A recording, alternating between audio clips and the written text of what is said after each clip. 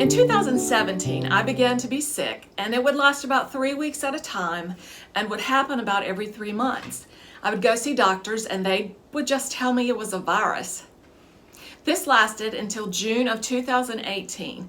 In a 3-week period then, I had bronchitis, sinusitis, shingles, and pneumonia. I was probably the sickest I've ever been in my life. On the advice of dear friends, I went to see a functional medical doctor in July of 2018. Numerous tests were done to find the source of my sickness. So what is a functional medical doctor? A functional medical doctor searches to find the root cause of the physical ailment you're suffering. This may include examining environmental and lifestyle factors, including sleep and relaxation, physical activity or exercise, nutrition, stress, relationships, clean air and water, and on and on.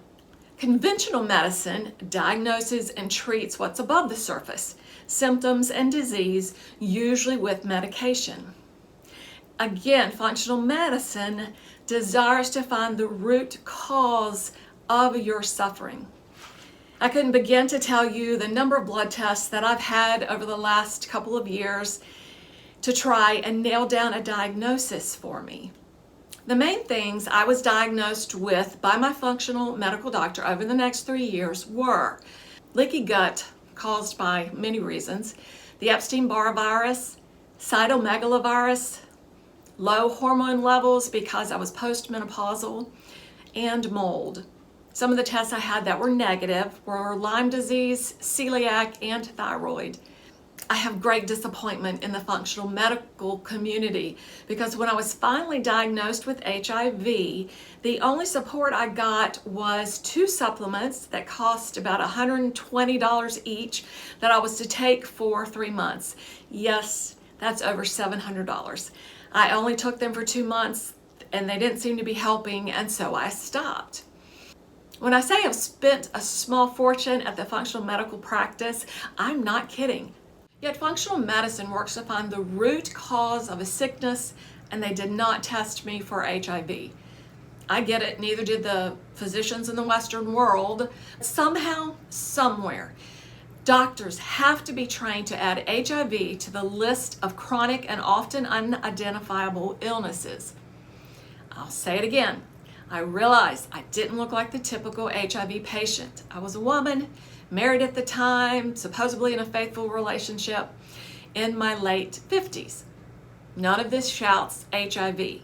My desire is to educate the medical field that 23% of all HIV patients are women.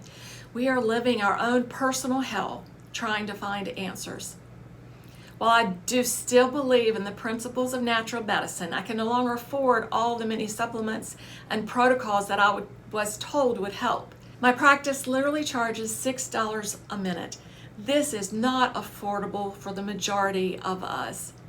However, I believe there are changes that we can all make that will help eliminate or decrease the inflammation running rampant in our bodies, whether you have HIV or not. Nutrition changes is number one.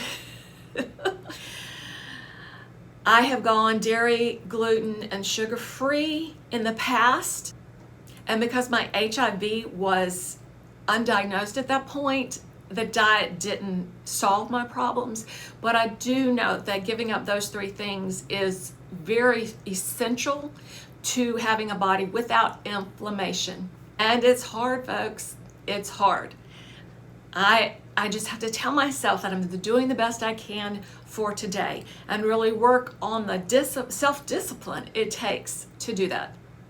Lifestyle changes are another area that can be improved on. We all need to put away our devices an hour at least before bedtime and do something relaxing. For me, that's reading a book. It may be yoga or sitting outside looking at the stars. I don't know what that is for you, but the sooner we get off our devices, the better our sleep will become. Then there's emotional stresses. I'm going to preach counseling until the day I die because I believe in it so strongly. I'm not the same person I was when I stepped through those doors 5 years ago.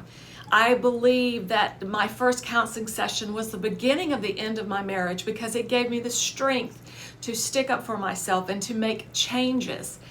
Counseling gave me tools to leave my toxic marriage after the diagnosis and begin a new life. Our emotional state is just as important as our physical one, and one often triggers the other in both positive and negative ways. Do I still believe in natural medicine? I do, but I also feel like it failed me in many ways. Do your research and advocate for your own body until you find a medical support team that will help you heal. As always, I'm sending hope and much love to you today.